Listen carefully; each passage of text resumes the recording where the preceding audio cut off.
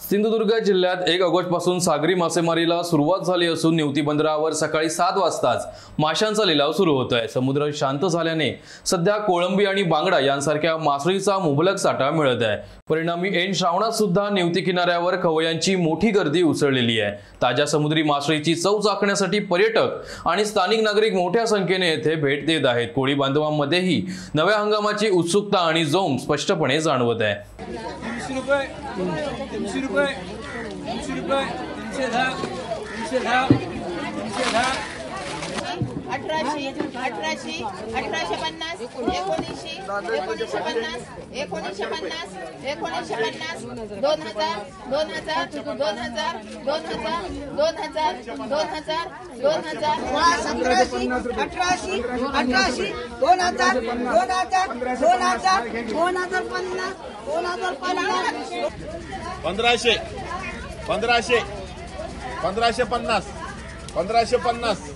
310 1850